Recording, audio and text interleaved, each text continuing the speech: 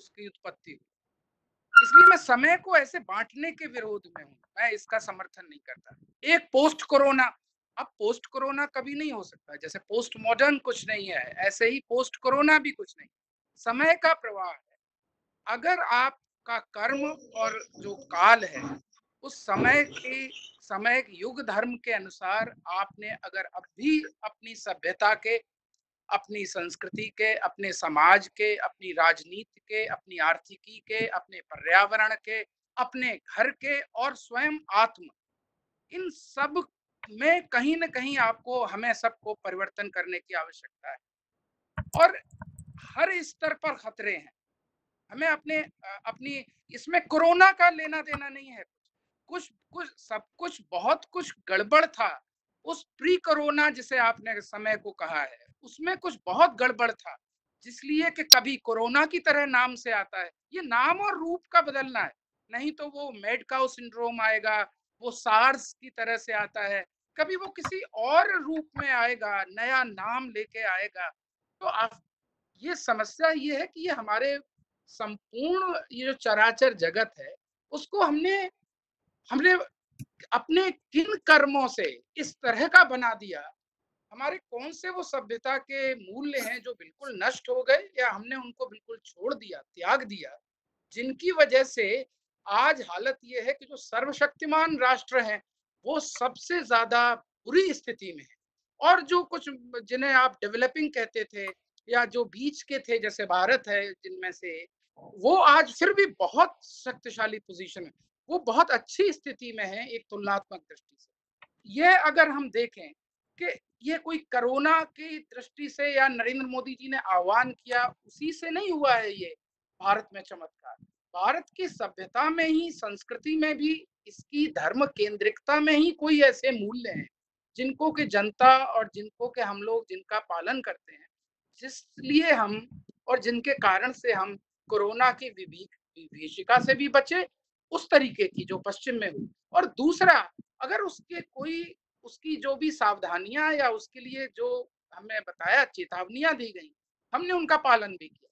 और राष्ट्रों में ये नहीं हो रहा, आप देखिए अमेरिका में, फ्रांस में, यूके में वो लोग विद्रोह कर रहे हैं कि freedom of an individual is sacrosanct, कि एक व्यक्ति की स्वातंत्र्य जो है वह सर्वोपरि है। और my body should be under my control. आप देखें कि वहां कितना विद्रोह कर रहे हैं अमेरिकन और फ्रांस में। तो वहां पर मौतें भी इसलिए बहुत ज्यादा हो रही क्योंकि उनकी संस्कृति एक के पक्ष में खड़ी है। उन्होंने जैसा राष्ट्र बनाया, सभ्यता बनाई, कमोबेश यूरोप की और अमेरिका की, जहां ये एक तरफ भारत आता है जहां पर के स्वराज स्वतंत्रता जो है वह एक बहुत बड़ी धर्म संवेदना के ऊपर खड़ा है, धर्म की भित्ति पे खड़ा है। कोई स्वतंत्रता बिना सदाचार के, बिना उत्तरदायित्व के संभव नहीं है भारत में, हमारी संस्कृति में नहीं रही। और इस प्रकार से कोई भी अधिकार बिना कर्तव्य के नहीं रहा। इसलिए हम बहुत 1000 साल से हम थोड़ा सा हमारे ऊपर एक विदेशी प्रभाव भी आया, कई तरीके से आया। वो हमें पददलित भी किया गया, हम उससे उभरे भी, संघर्ष भी किया। और उसके बाद भी हमने इस तरह सभ्यता का जो हमारा विमर्श है, जो आम आदमी भी समझता है, जो इसके लिए कोई पढ़ा लिखा या बहुत सुशिक्षित होना जरूरी नहीं है, हमारी समाज भारत के रूप में जिंदा है वो इसलिए कि हमारे यहाँ जो लघुतम समापवर्त्य है उसको भी वो है, उसका उसे अंदाजा है कि सदाचार क्या होता है, हमें इंद्रिय निग्रह क्यों करना चाहिए, हमें थोड़ा सा मन पर नियंत्रण क्यों करना चाहिए, हमें अपनी आवश्यकताओं को इतना महत्तम और इतना उनको उनको एक्सपोनेंशियली इंक्रीज नहीं करना चाहिए कि हम सारे सर्वग्रासी बन जाएं। तो एक तो ये, इस संदर्भ में मैं ये कहना चाहता हूं कि हमारा जो पोस्ट कोरोना टाइम्स है, ये पोस्ट तो अभी हमने देखा नहीं, इसलिए मैं ये कह रहा हूँ कि जो कोरोना टाइम्स है, इसमें अगर हम अपनी पहले हम ये देखें कि हमारा जो पड़ोस है, जो हमारा स्वदेश है, जो हमारा देश है, जो हमारा निकटस्थ है, उसमें यदि कोई परेशानी है, हम उनकी मदद कर सकते हैं कि नहीं। हम अपने स्थानीय प्रशासन से कितना संबंधित हैं, उनकी सहायता लेकर हम अपने पड़ोसी को मदद दे सकते हैं कि नहीं। ये भी बड़ा उनको सिर्फ आर्थिक मदद ही नहीं, उससे ज़्यादा जो आपने जैसे कहा कि हमें उनको नैतिक मदद, उनको मानसिक एक मनोवैज्ञानिक मदद की भी आवश्यकता होती है, कितनी हम कर सकते हैं।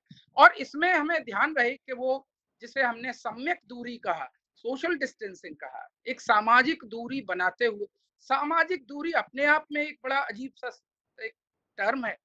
सोशल डिस्टेंसिंग की बजाय अगर हम ये कहें कि हम उनसे सम्यक दूरी बनाएंगे, एक सम्यक सम्यक एक बड़ा बुद्धिस्ट टर्म है।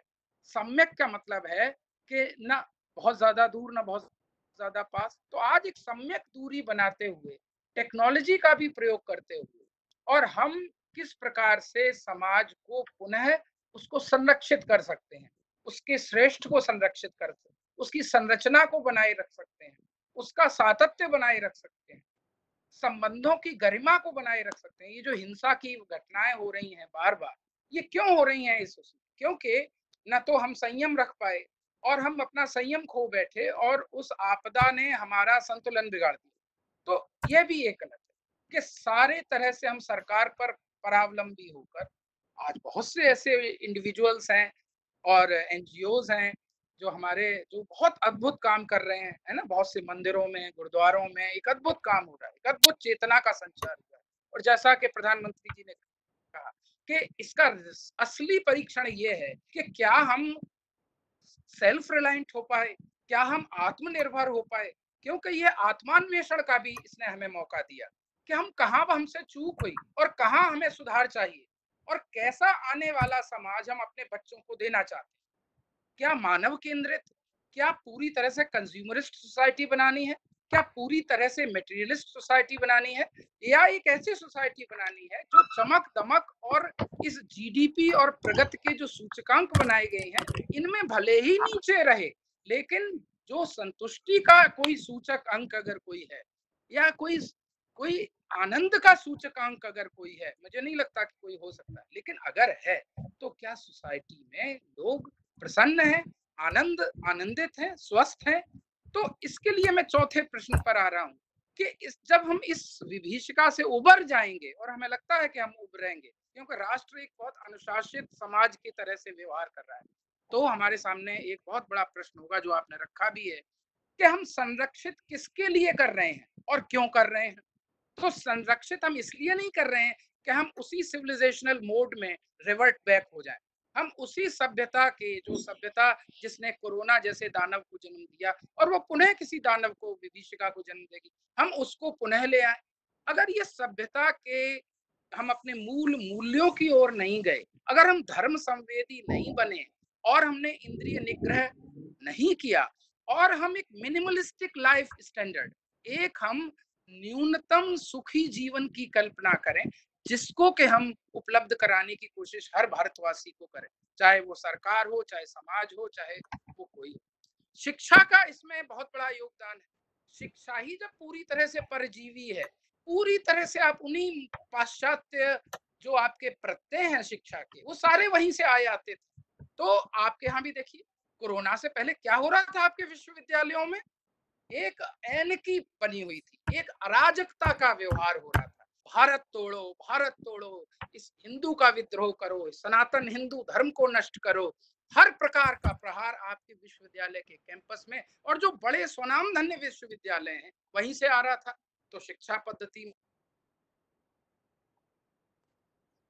ये कहना चाहता हूं कि जो समाप्त करते हुए कि इसके लिए एक बड़ा समग्रतावादी दृष्टिकोण की आवश्यकता है, और पहली सबसे बड़ी जरूरत वो यह है, और अर्जेंसी जिसे मैं कहूंगा वो यह है कि हम पहले इस विभीषिका, इस दानव को जिसकी नाभि में अमृत ना है अभी रावण की तरह, हमें उस नाभि के अमृत को, वो राम आए और वो बाण से उसको भेदे, और ताकि ये कोरोना मुक्त समाज हो, हम पूरी तरह से इसको वश में कर लें, और उसके बाद ये समझ हम इस प्रश्न का सामना करें कि हम पोस्ट कोरोना सोसाइटी कैसी चाहते हैं, हम अपने मूल्यों के प्रति क्यों नहीं संवेदित हुए, और सिर्फ हाँ, चल रहा बौद्धिक है। विलास में ही संवेदित चल रहा है रहना वीडियो। कोई अच्छी बात नहीं है। इस खेल में तो पश्चिम जाने हम्म। कब कर रहा है, डेमोक्रेसी की बात कर रहा है, कहाँ लोकतंत्र है, कहाँ है लोक और कहाँ है लोक संवेदी तंत्र, है ना?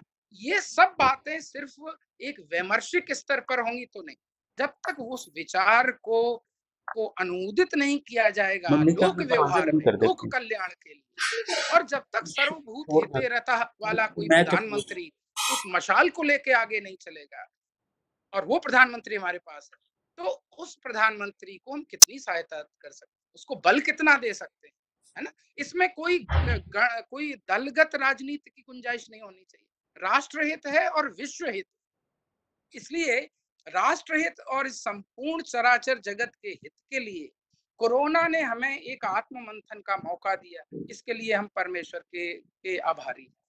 मैं इन्हीं शब्दों के साथ आशु जी के पास वापस आपको लिए चलता हूं कि वह इस गोष्ठी को आगे बढ़ाए। धन्यवाद, बहुत बहुत।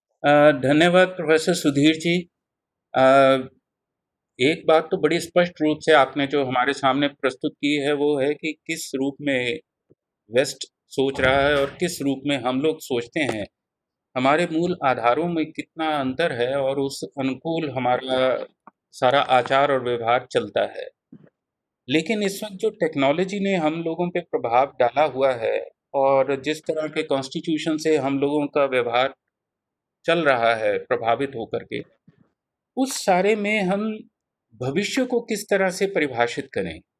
और मुझे लगता है कि हम भारतीयों के लिए अब ये बहुत सही समय है, बिल्कुल एक परिपक्व समय है, जहाँ पर हम कुछ न कुछ अपनी संस्कृति के आधार पे भविष्य के लिए कुछ न कुछ नीति निर्देश प्रस्तुत करें।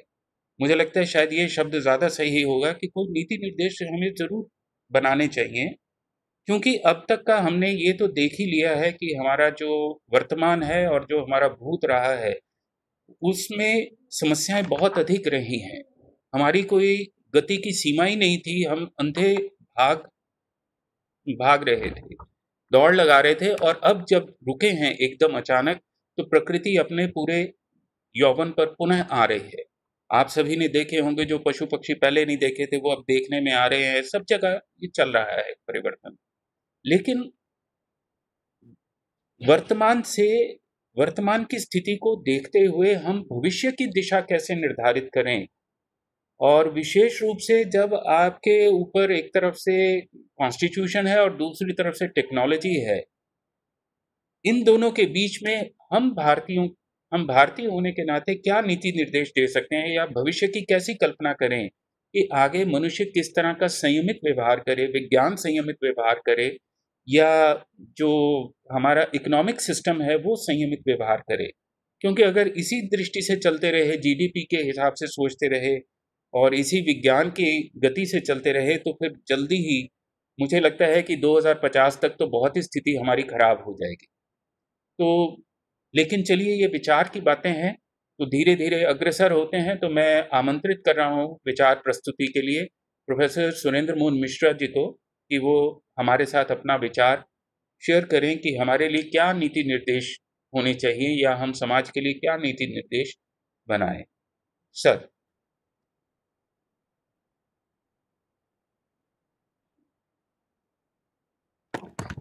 प्रोफेसर मिश्रा जी, प्लीज आप अपना वक्तव्य रखें।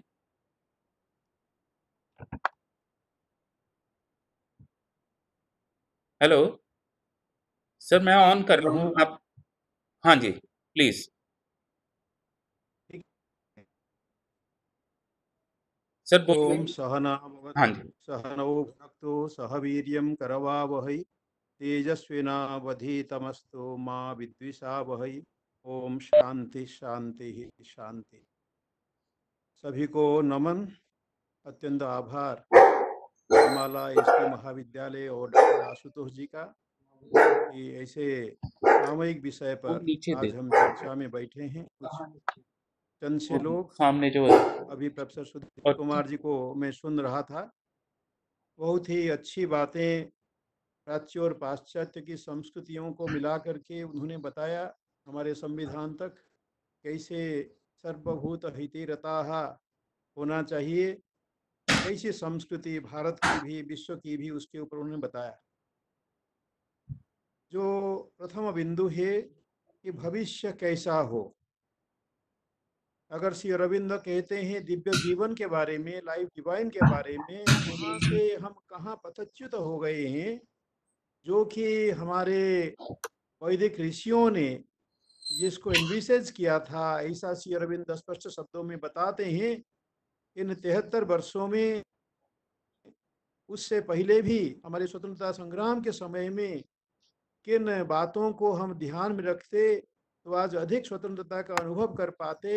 उतने स्वतंत्र होते हुए भी हम नहीं हो पाए।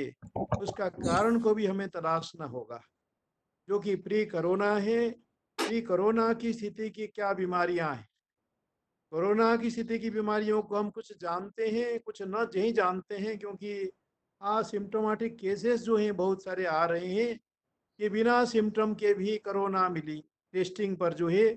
तो इस करके पता नहीं किन लोगों के अंदर जो है कोरोना छा गई है। ये जो कोविड-19 है, जिसको नामित किया गया है, न्यू कोरोना वायरस करके नामित किया गया है। मैं तो उसको नव पूतना करके कहता हूँ, परंतु पूतना एक थी, रक्त बीज की तरह नहीं बढ़ रही थी। ये जो एक पूतना प्लस रक्त बीज दो तरह से है, और रक्त बीज जो ही मारा जाता है तो फिर रक्त बीज उत्पन्न हो जाते हैं, परंतु यह जिंदा ही फिर से कोरोना विषाणुओं को उत्पन्न कर देता है स्पर्श मात्र से। तो ऐसा अद्भुत बीमारी जिसको महामारी करके हमारे शास्त्रों में पुराणों में बताया गया है, और स्पष्ट रूप से तो मार्कंडेय पुराण में कहते हैं कि वही जो महाशक्ति है वो कभी शैव काले महामारी शैव सृष्टिर भवत्यजा, वही जो अजन्मा, वो जो अजा तत्व है, नित्य तत्व है, वो महामारी का रूप भी लेती है। ये एक प्रकार से क्यूरेटिव है, अनिलेटिव है, क्योंकि जिस प्रकृति को बनाती है, स्वयं जो प्रकृति स्वयं ही है, वो अपने एक पाठ को खंड प्रलय के रूप में, इसको मीमांसा शास्त्र कहता है खंड प्रलय। आज एक खंड प्रलय को आप सामने उभरते हुए देख सकते हैं। अगर अब फ्यूचर की हम बात करेंगे मिश्र कि यह भविष्य कैसा हो, एक पोस्ट कोरोना जरूर आएगा, क्योंकि संसार में सब कुछ अनित्य है अभी है। तो कोरोना भी नित्य नहीं है। यह समय भी आके गुजर जाएगा। जैसे बहुत सारे रोगों का उन्होंने नाम लिया कि मैड काउ डिजीज है, बर्ड फ्लू है, और सारी बहुत प्रकार के रोग जो है वो आए हुए हैं। तो इस यही प्रकार से ऑफ ये भी आया हुआ है।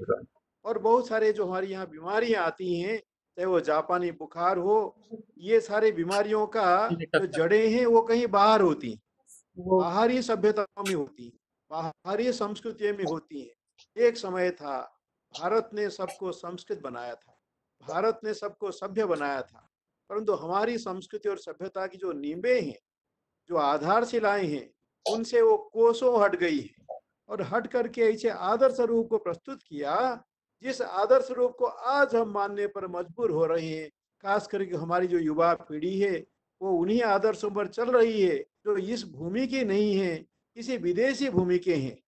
अतः आज इसे नमस्ते पर हम आ गए हैं कि दूर से हम नमस्ते करेंगे। बहुत ही अच्छा बौद्धिक टर्मिनोलॉजी लेकर के सम्यक, जो आज सम्यक की बात बुद्ध करते हैं आर्य अष्टांग मार्ग में, उस एक सम्यक दूरी वहां पर नहीं थी। आज ये नौवीं बात वहां जुड़ गई कि सम्यक दूरी, सोशल डिस्टेंसिंग जो है, कि किस प्रकार से हम दूर से रहें, दूर से बात करें। इस प्रकार से एक स्पर्श योग, जिसको मांडू की कारिका में कहते हैं गौड़पाद, एक स्पर्श योग का समय आ गया है। और स्पर्श योग को तो वो निर्वाण या महामुक्ति की परम भूमिका बताता, परंतु यह जो स्थिति है कि हमारा भविष्य कैसे फिर दिव्य हो, इसके एक रिमाइंडर के रूप में हमारे पास में ये आया हुआ है। उस दृष्टि से हमें उसको जो है देखना चाहिए। और जो दूसरा बिंदु है कि जो है कैसे हम जो है क्या हम सस्टेन करें। सर्वनाशे समुत्पन्ने अर्धम त्यजति पंडिता, जो बुद्धिमान व्यक्ति हो, जब सर्वनाश का समय उपस्थित होता है, वो बहुत और आधा छोड़ देता है। आधा हम क्या छोड़ें, आधा हम छोड़ें जिन गलत आदतों को हमने मान लिया है, घर घर में जिन गलत चीजों को हमने जोड़ दिया है, अपने अपने अभ्यासों में, अपनी दिनचर्या में जिन जंक कल्चर को, जंक फूड को, जंक सिविलाइजेशन को हमने जोड़ रखा है, उन सबको हम जो है निकालें, और जो बेस्ट है उसको हम सस्टेन करें। हम देखें कि हमारे अंदर कितना बेस्ट बच गया है, जो इटर्नल है, जो नित्य है, सनातन है, जो दरअसल शुद्ध धर्म का प्रतीक के रूप में है, कितना बच गया है।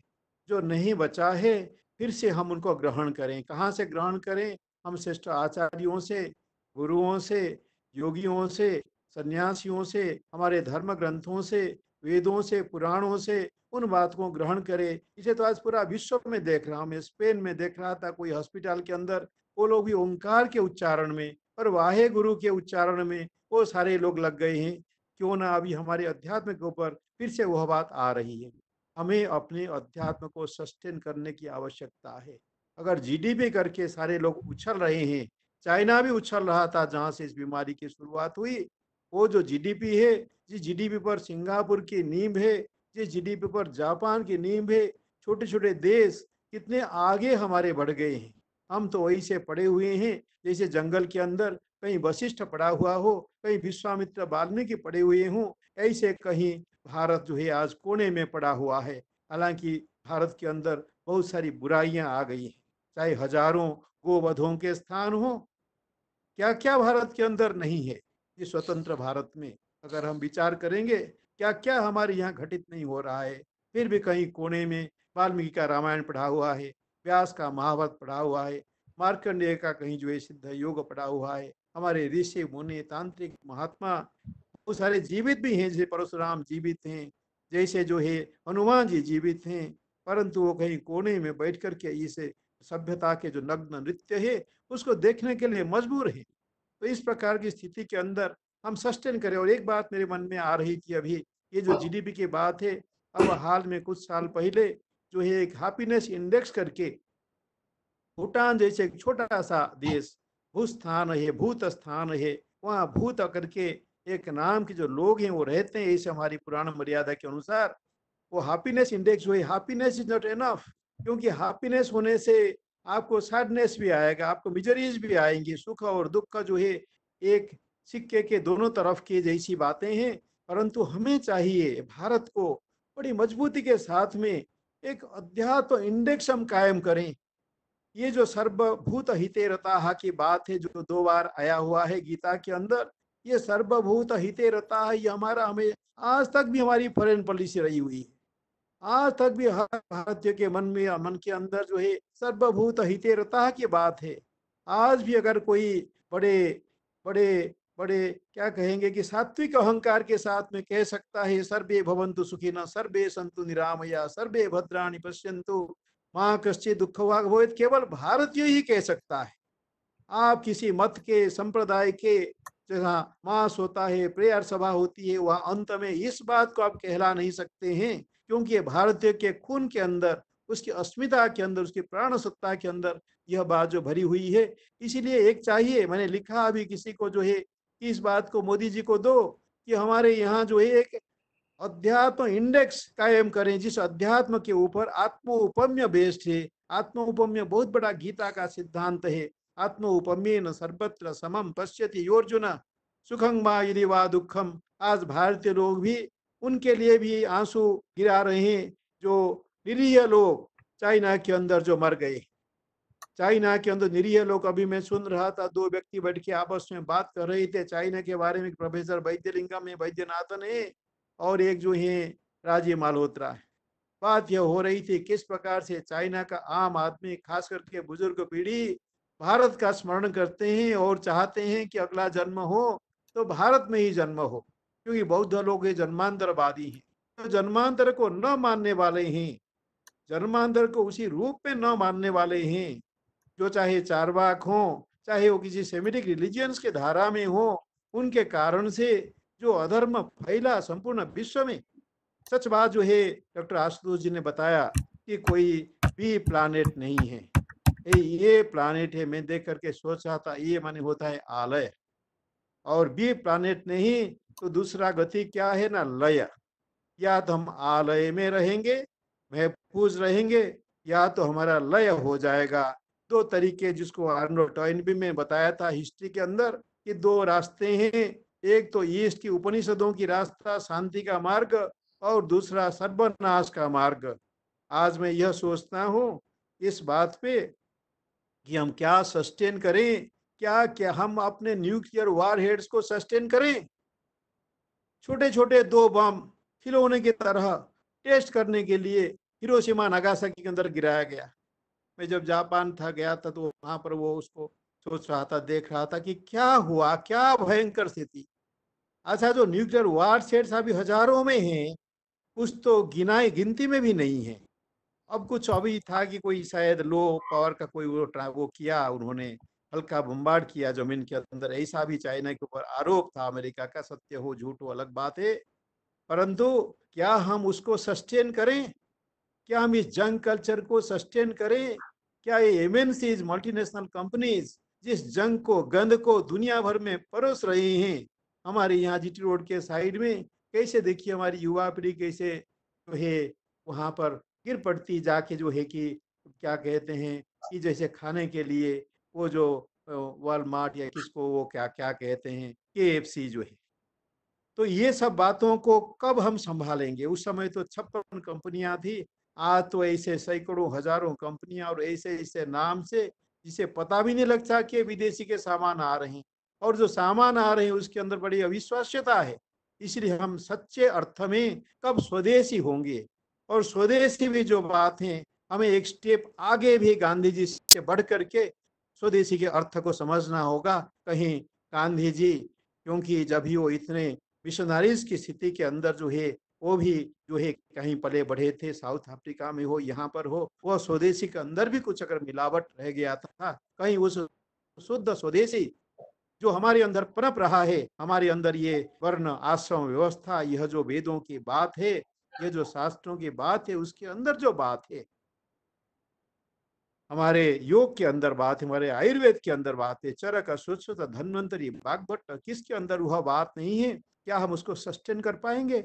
और एक बिंदु है आयुर्वेद के अंदर, बड़े वज्राटोप के साथ में जो उभर करके आता है, वह प्रज्ञापराध। मैंने अभी कहा था, स्वतंत्र भारत को, कत्ल खानों को 100 से लेके हजारों तक पहुंचाने में क्या कारण रहा? हम इतने भूखे हैं, इतने नंगे हैं, हम इतना मर जा रहे हैं कि हमें हर चीज से चाहिए, आमदनी चाहिए, जो है हमने इसको बढ़ावा दिया। हजारों, बहुत सारे गिनती में भी नहीं है, हजारों संख्या में कत्ल खाने हैं, और हर कत्ल खाने में जरूर गायें भी कटती हैं। आप अपने डरावसी को देखिए, आप पंजाब चंडीगढ़ में अभी सब लोग जो है इसमें वीडियो कॉन्फ्रेंस में सामना कर रहे हैं। तो हम क्या सस्टेन करें?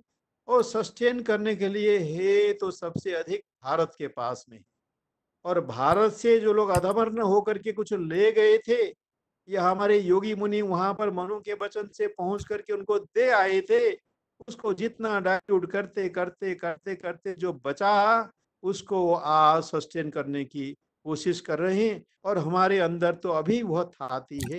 हालांकि 70% हमारे ग्रंथ रत्न नष्ट हो चुके हैं, हमारे आइडिया जो है कहीं जमीन में, जो भी स्थिति हो, जो भी हमारी बातें हो, हमारे जो आइडियाज, सीड्स हैं, उनको जमीन में रोपने के लिए नहीं दिया जा रहा है। वो जमीनी सत्य नहीं बन पा रहा है। हमारे आइडियाज और आइडियोलॉजीज हैं, उनका हमें ध्यान रखना चाहिए। और जो तीसरी बात है कि जो है हमारा जो विचार है, वह विचार फिर से हमें अपने दर्शनों में जाना पड़ेगा, हमारे षट दर्शनों में जाना पड़ेगा, और कुछ हिस्सों में जैन बौद्धों में भी जाना पड़ेगा। ये बुद्ध यज्ञ में तनिक से हिंसा देख करके व्यथित होकर के जिस धर्म को आरंभ किया था, चुप रहता था वेदों के बारे में, ईश्वर के बारे में, आत्मा के बारे में, एक अनात्मवादी, अनिश्वरवादी, अवेदवादी दर्शन को जो उसे प्रस्तावित किया, ये लगभग 12वीं सदी तक यही हमारे कश्मीर के बॉर्डर से वह धर्म जाके जो है विशिष्ट रूप से पहुंचा। उसे तो बहुत पहले वह जा चुका था महाचीन यानी तिब्बत और चाइना के अंदर। और वह चाइना में आज क्या दशा है, आप हैरान रह जाएंगे। कीड़े मकोड़े सांप सारे जिंदा पकड़ के तेल की कढ़ाई में, और वो तेल के कढ़ाई में डालने वाला हंस रहा है। और इस प्रकार की स्थिति के अंदर यह जो बात हुई, चाहे चमगादड़ से हो, जहां से हो, तो यह प्रकार की स्थिति, क्योंकि वह हमें सोचना पड़ेगा बुद्ध ने क्या दिया था, भारतीय बुद्ध कैसा है, भारतीय महावीर कैसा है, और बौद्ध धर्म जो बाहर पनपा, धर्म के नाते क्या वह वस्तुतः धर्म है, इस करके हमें जो धार्मिक और जो अब्राहमिक परंपराएं हैं उनको बहुत स्पष्ट रूप से हमें सामने रखना होगा हमारी थिंकिंग में, और यह विचार करना होगा जैसे श्री अरविंदो जो ह्यूमन कल्चर में बताते हैं कि किस प्रकार से ये जो महायान है इसी से सेमिटिक रिलीजियंस कैसे पैदा हो गए हैं, डाइल्यूटेड फॉर्म्स, उनको फिर हम घर वापसी के लिए बुलाएं। आओ बताओ, अगर 1782 में आपके पूर्वज जो है सारस्वत ब्राह्मण थे कश्मीर में, फरूक अब्दुल्ला, उमर अब्दुल्ला, क्यों नहीं आप जो है अपने घर को फिर से कायम करते हो? आप तो हिंदुओं का नाम लेके, पूर्वज हिंदू थे करके वोट मांगते थे हिंदुओं के पास में, और आपको हिंदू लोग जो है विश्वास करके वोट भी देते थे। हिंदू लोग सरल होते हैं, जो सरल नहीं होता है वो सभ्य भी नहीं होता। इसीलिए गीता के अंदर जो है चातुर्वर्ण्य में आर्जव शब्द को भी दिया गया है। ब्राह्मण को तो आर्जव होना आवश्यक ही है, अध्यापक को आर्जव में रहना आवश्यक है, शिष्य को भी आर्जव और सरलता में रहना आवश्यक है। और दो क्षत्रिय, वैश्य और शूद्र अपने कार्यों को करते हुए उतने सपाट आर्जव में रहना उनके लिए उनके व्यवहार से संबद्ध नहीं है, यह आवश्यक है। ऐसे चार तरह के लोग, इस प्रकार की विशाल भारत भूमि, उसके बारे में हमें सोचना होगा। और चौथी बात जो है, मुझे पता नहीं मैंने कितना समय लिया, अभी जो हमारी शिक्षा है, इस शिक्षा को क्या हम विवेक उन्मुखी बना सकते हैं? जिस बात को आज बहुत चर्चा का विषय बना जा रहा है, जिसको राजीव मल्होत्रा तो घूम घूम करके इसको हिंदू हिस्ट्री के नाम से हो, हिंदू आइडियल्स के नाम से हो, अथवा एक बड़ी शब्द कहते हैं कि हमारा जो हमारा जो है जो एक इंटीग्रेटेड रूप है, उसको क्या कहते तुमने हैं ले लिया कि नहीं? कि हमारा एक स्टोरी है। What is the story of India? वो स्टोरी को जो है कैसे हम जो है भाव मूर्ति को पेश करेंगे, वो अंग्रेजी शब्द मुझे ध्यान नहीं आ रहा है, उस भाव मूर्ति को कैसे हम पेश करेंगे, ताकि पहले अपने भारत के अंदर, यहाँ पर मैं एक बात आपको कहना चाहूँगा। भारत है, 73 वर्षों से हम स्वतंत्र हैं। 1835 में हमारे सब शास्त्र, वेदादि जितने शास्त्र हैं जिनको लेकर हम गौरवान्वित होते हैं, जिन बातों के आधार पर अभी विश्व योग दिवस को भी हमने कायम किया। कोई अफ्रीका के आदमी ने जाके विश्व दर्शन दिवस को कायम किया यूनेस्को के अंदर। हम 73 वर्षों में कौन सी मजबूरी हमारे पास में रही मततंत्र को छोड़ करके कि संस्कृत को हम सिरे नहीं लगा पाए? हम अंग्रेजी को 18 वर्ष 20 वर्ष पढ़ाते हैं एक व्यक्ति को, और उसे उम्मीद करते हैं कि भारतीय रहे, स्वदेशी बने, अच्छा बने, भारतीय बने। किस प्रकार से, किस प्रकार से हमारे आईएएस, आईपीएस और आईएफएस लोग बनते हैं? हमारे आईएएस इकोनॉमिक सर्विस के लोग बनते हैं, आईआरएस रेवेन्यू सर्विस के लोग बनते हैं। क्या जो है ये रेमनांट्स नहीं है, ये हमारे जो है लेफ्ट आउट्स नहीं है ब्रिटिश कल्चर के? जैसे धीरज सिंह चौधरी वो कहता था कि मैं लास्ट आदमी हूँ ब्रिटिश एम्पायर का। क्या हम जो लोग ये कोट टाई पहन करके घूम रहे हैं, क्या हम वो लास्ट लोग नहीं है? और लास्ट लोगों को कहते हैं जब ये आखिरी पत्ते नहीं गिरते, ये कोंपले नहीं आते, बौर नहीं होता आम के पेड़ में। हम क्या वो लास्ट पत्ते नहीं हैं? क्या उन लास्ट पत्तों को समाप्त करने के लिए कोरोना आई है? ये जो शैव काले महामारी शैव सृष्टि भवत्यजा, इसी से फिर मैं उस बात को जाता हूँ, प्रज्ञापराध बहुत बड़ा शब्द है, वज्र शब्द, चरक का, सुश्रुत का। उस प्रज्ञापराध, उसके जड़े भी वेदों के अंदर, अथर्ववेद के अंदर हैं। वो जो प्रज्ञापराध, उस प्रज्ञापराध से क्या हम दोषी नहीं है? और ये शिक्षा, जिस बारे बहुत सारी बातें बताया प्रोफेसर सुधीर जी ने, हम बच्चों को बताएं, आपस में टीचर लोग बातचीत करें, शिक्षा व्यवस्था प्रशासन के साथ में आए, वही सिद्धांत आत्मौपम्य का हर व्यक्ति अपने पड़ोसों में झांक करके देखें कि वहाँ पर क्या भोजन है, वहाँ पर सब सुविधाएं हैं, वहाँ थोड़ा बहुत पैसा है, वहाँ पर कहीं बिजली है, पानी है, और सब बातें सही हैं, ताकि जो हम हैं, कोई बड़ा नहीं, कोई छोटा नहीं, हम सब भारतीय हैं। ये भारतीय क्या, अभी विश्ववासी हम इकट्ठे हैं। हमारे ही देश में कितने विदेशी लोग जो है वो रह रहे हैं, और हमारे लोग, हमारे मूल के लोग, लाखों लोग कैसे विदेशों में भी पल रहे हैं। एक चाइना में लड़का है हमारे हरियाणा का, कैथल का, गोविंद, उसको इटली में मैं उसको बार बार खबर लेता हूँ, तुम कैसे हो, तुम सावधान रहना, कोई कमाई की जरूरत नहीं, थोड़ा खा करके इस समय को गुजार लो, क्योंकि इस समय तुम वापस नहीं आ सकते। तो ये सब बातें हम एक दूसरे को देखेंगे। परस्पर, ये परस्पर देवो भव, परस्पर उपग्रहो जीवानाम, जैनों का बहुत आदर्श वाक्य है। परस्पर जो उपग्रह यानी अनुग्रह है, एक दूसरे की हम मदद करें, सब अपने जो स्टेटस को है उससे हम नीचे आए, और जो है यह बात हम शिक्षा के अंदर हम दे सकते हैं। मैंने देखा बहुत सारे लोग, बहुत बड़े बड़े लोग भी, उनके घरों में जो है ये जो मास्क है वो बन रहा है, और वो मास्क को बना करके वो लोग आस पड़ोस में वो देते हैं। वो मास्क को कैसे लोग पहने, कैसे सर्जिकल मास्क को नहीं पहने, उस मास्क को पहन करके कैसे हर दिन उसको धो दें, दो दो मास्क करें, तीन तीन मास्क करें, और एक मास्क को धो करके सुखा दें, दूसरा मास्क पहने, मास्क पहन के ही बाहर निकले। तो इस प्रकार से बहुत सारी बातों को लेकर के, और प्रथमतः हमारा चिंतन होना चाहिए। ये कोरोना से जो गर्भोपनिषद में बच्चा रो करके कहता है कि जो है बहुत कष्ट है, बहुत कष्ट है, क्या क्या पाप मैंने पूर्व जन्मों में नहीं किया, अब गर्भ में भी इतना कष्ट मैं पा रहा हूँ, आगे चला। यहाँ पर मैं मन के अंदर पड़ा हुआ हूँ। इस बार अगर शिक्षा में मुक्त हो गया तो मैं सीधा नारायण के पास में पहुंचूंगा, जो कि जो है अशुभ क्षय करता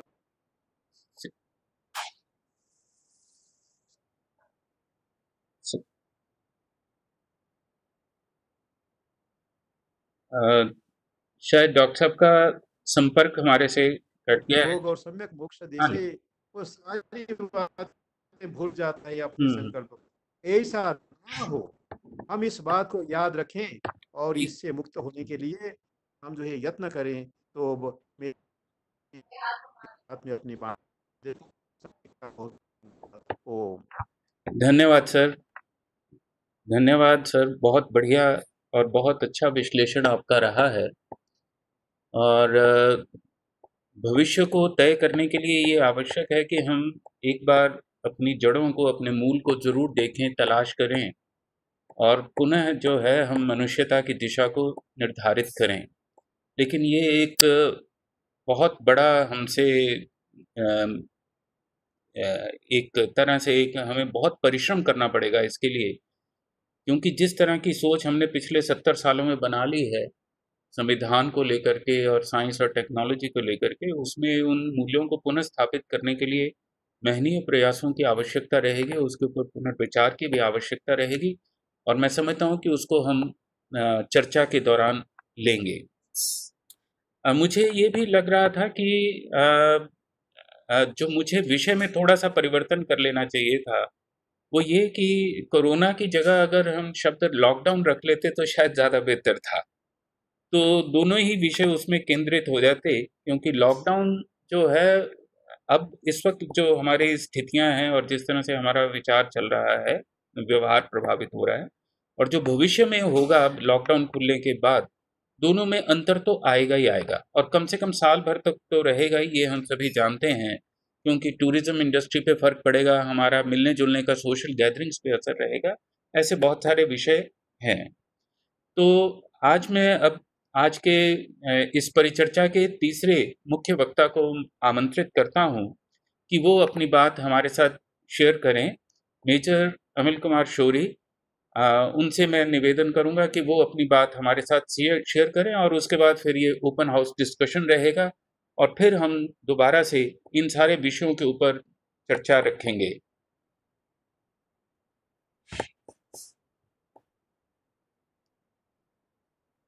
हेलो। हाँ जी सर, आपकी बात सुन रही है। Okay okay. सबसे पहले तो बहुत बहुत धन्यवाद आशुतोष जी। ये आपने जो है विषय जो उठाए हैं, इतने डिटेल्ड इसमें डिस्कशन की जरूरत है।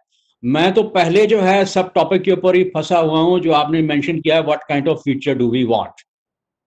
फ्यूचर हम चाहते कौन से हैं, उससे पहले कुछ और चीजों को भी मैं मेंशन करना चाहूंगा। सबसे पहले प्रोफेसर सुधीर ने जो मेंशन किया था कि ये महामारियां जो हैं अपने रूप लेकर समय समय पर आती गई हैं, मुझे ये लगता है कि वो महामारियां जो पहले आती थी वो अब सबसे बड़ा विकराल रूप लेकर हमारे सामने आई है।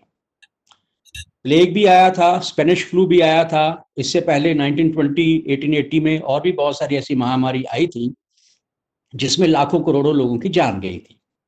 लेकिन उनमें सब में और इसमें एक बेसिक फर्क क्या है कि उन सबका कहीं ना कोई किसी तरह का ट्रीटमेंट था या वो बहुत जल्दी मिल गया, लेकिन अभी तक इसका कोई ट्रीटमेंट नहीं मिला है। दो चीजें जो है मेरे दिमाग में आ रही हैं। एक है कि इस वक्त हमारे सामने इशू क्या है, सिक्योरिटी ऑफ लाइफ, और उसके साथ ही कोरिलेटेड है इकोनॉमिकली हम कैसे अपने आप को बचा पाएंगे। बिजनेस जो है बुरी तरह से अफेक्ट हो चुके हैं, जॉब्स के ऊपर खतरा आ चुका है, ये सारी चीजें आप सभी लोगों को मालूम है। तो हमारा फ्यूचर क्या होगा, वो हमारी अगर जिंदगी बचेगी और इकोनॉमिकली हम अपने आप को सस्टेन कर पाएंगे, तभी हम सोच सकते हैं कि हमारा फ्यूचर क्या होगा। अब इसी को थोड़ा सा आगे ले जाने की कोशिश करें तो मुझे जो लगता है कि आने वाले समय में ये चीजें होने जा रही हैं, और उन्हीं के बेसिस पर जो है हमें ये सोचना पड़ेगा कि हमें फ्यूचर में जो है किस तरह से लाइफ को, लाइफस्टाइल को, सबको देखना पड़ेगा। क्या है जो मेरे मन में चीज आ रही है, नीड एंड नेसेसिटीज, इसकी डेफिनेशन मुझे लगता है चेंज हो जाएगी। लॉकडाउन ने कई चीजों के बारे में हमें क्लियर कर दिया है कि जिंदा रहने के लिए हमारी नीड्स क्या है, हमारी नेसेसिटीज क्या है। हाँ, लग्जूरियस लाइफ बिताने के लिए उसका कोई अंत नहीं है, और लग्जरीज की तरफ जो है आपने जब जाना है, अगर आपके ऊपर जो है एक इकोनॉमिकली क्राइसिस आने जा रहा है, तो बट नेचर आप लग्जूरियस लाइफ की तरफ नहीं जाएंगे। आप सबसे पहले अपनी नीड एंड नेसेसिटीज की तरफ फोकस करेंगे, और साथ ही ये भी होगा कि कल को कहीं ऐसा ही कुछ हो गया तो मेरा फ्यूचर कैसे सेफ एंड सिक्योर रहेगा। तो मुझे ये लगता है हमारा जो एक सोच है नीड एंड नेसेसिटीज सस्टेन करने की, उसमें एक चेंज आएगा। दूसरी बात, हेल्थ केयर।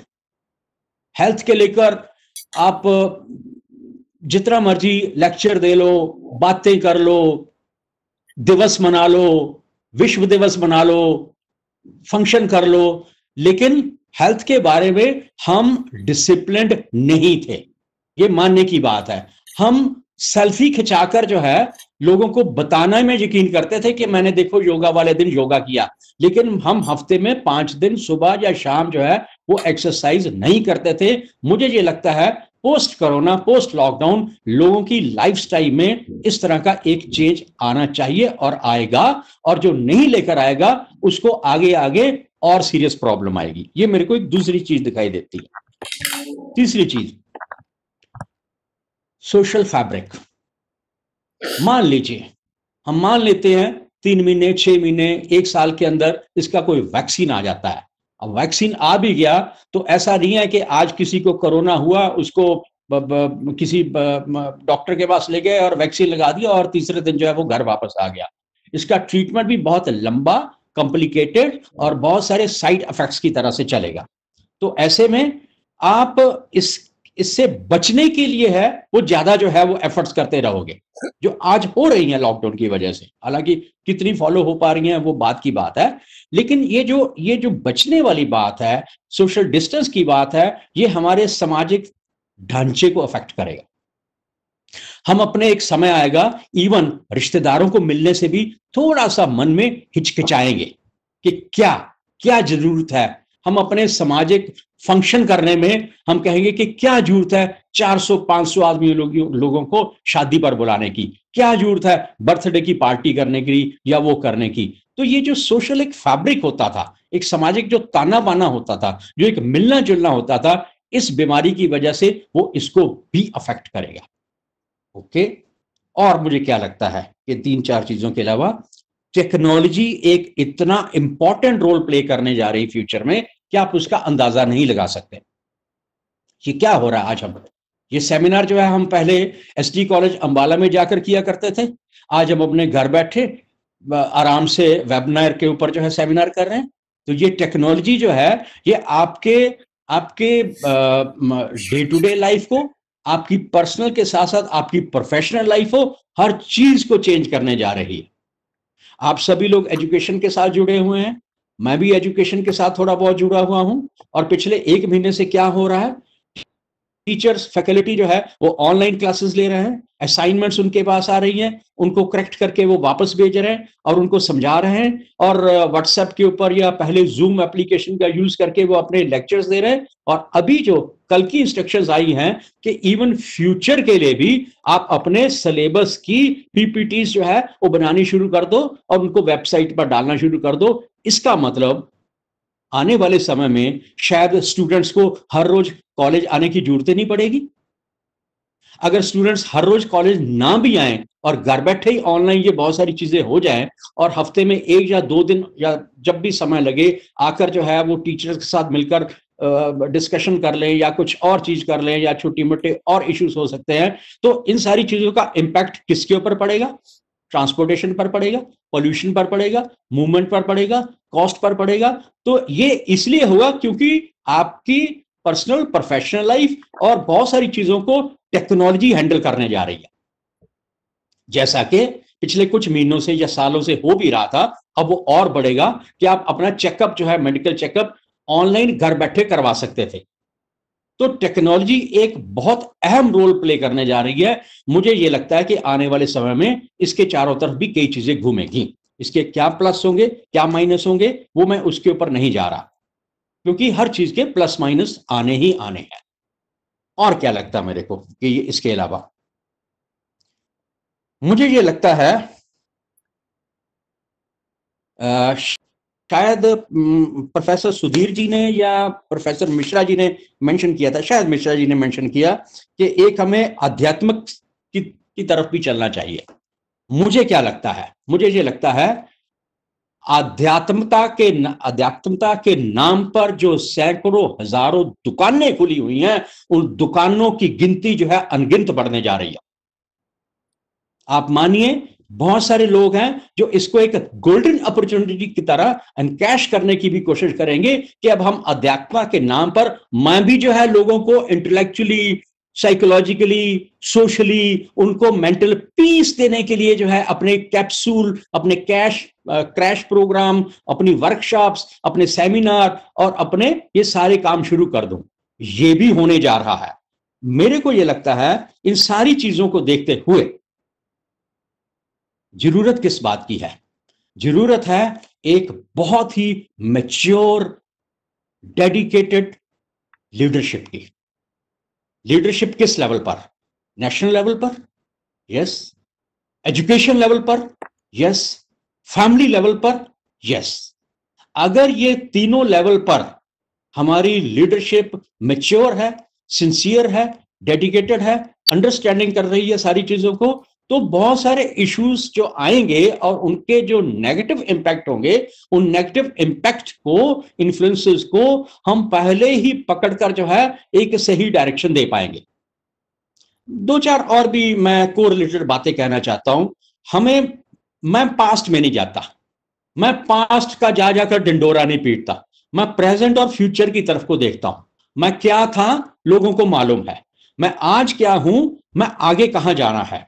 मैं बहुत सारी चीजों को सोसाइटी में रहते हुए इग्नोर नहीं कर सकता। आईटी सेक्टर में क्या क्या चीजें हो रही हैं या होंगी, वो होनी ही होनी है, उनसे आप इग्नोर नहीं कर सकते। मैं ये नहीं कह सकता कि मेरा पास्ट बहुत बढ़िया था, मेरी फिलॉसफी ऐसी थी, मैं उन्हें अपनी कल्चर को छोड़ दिया इसलिए जो है आज मैं बचा हुआ हूं। शायद स्ट्रेटेजिकली कुछ कंट्रीज ने initially within a week और 2 वीक्स कुछ डिसीजन जो है टाइमली और करेक्टली नहीं लिए, और हमने उनके एक्सपीरियंस को देखते हुए टाइमली और करेक्टली डिसीजन ले लिए। शायद कुछ भी कारण हो सकता है, मैं उन चीजों में नहीं पढ़ूंगा। मैं ये सिर्फ इसके ऊपर फोकस करता हूं कि आगे क्या होने जा रहा है। आगे जाने के लिए मुझे ये लगता है, एक मैं आर्टिकल कल परसों पढ़ रहा था कि कुछ सेक्टर हैं उनकी जॉब्स, उनका बिजनेस जो है बुरी तरह से अफेक्ट हो चुका है और बुरी तरह से अफेक्ट होगा। आप सबको मालूम है, टूरिज्म से लेकर, होटल से लेकर, मॉल से लेकर, फूड कोर्ट से लेकर, ये सारी चीजें जो है ये इनका क्या हाल है और फ्यूचर में भी लोग किस तरह से डर डर के बच के जाएंगे। लेकिन कुछ ऐसे सेक्टर हैं जहां पर नई अपॉर्चुनिटीज आने जा रही हैं। क्या? जैसे कि digital marketing, digital media, online shopping, online placement of orders, back office operations, networking, data management, ये हेल्थ केयर, फार्मास्यूटिकल्स, बहुत सारे ऐसे सेक्टर्स हैं जहां पर जो है बहुत नई अपॉर्चुनिटीज भी आने जा रही हैं। तो ठीक है, एक प्रॉब्लम आई है, लेकिन प्रॉब्लम हमें कुछ सबक भी दे रही है कि इनसे हम क्या सबक सीखें। सबक जो मैंने सबसे पहले शुरू में बात कही थी, हमें सबको अपनी नीड एंड नेसेसिटीज को रीडिफाइन करना पड़ेगा। हमें लग्जूरियस लाइफ और जो अंधाधुंध जिसको कहते हैं कि दिखावे की जिंदगी, उससे बाहर निकलना पड़ेगा। और ये समझ आनी चाहिए लोगों को कि सिंपल सादगी वाली लाइफ बिताने वाला बेवकूफ नहीं था। चकाचौंध जो है, ये जो फ्लैशी जो सारा एनवायरनमेंट था, वो धराशायी होकर गिर चुका है। तो मैं ये समझता हूं कि इस सारे टॉपिक में मैं ये जो 4 सब टॉपिक है, मैं इन चारों के ऊपर नहीं कुछ कह सकता। मैं सिर्फ पहला टॉपिक है उसी के ऊपर सिर्फ कह सकता हूं कि ये 5-6 एरियाज हैं जहां पर मुझे लगता है कि फ्यूचर में बहुत सारी चीजें होंगी। अगर मेरी रिक्वेस्ट ये है कि आप सभी लोग या आशु जी को ठीक लगे, आप एक ही टॉपिक को पकड़ लें।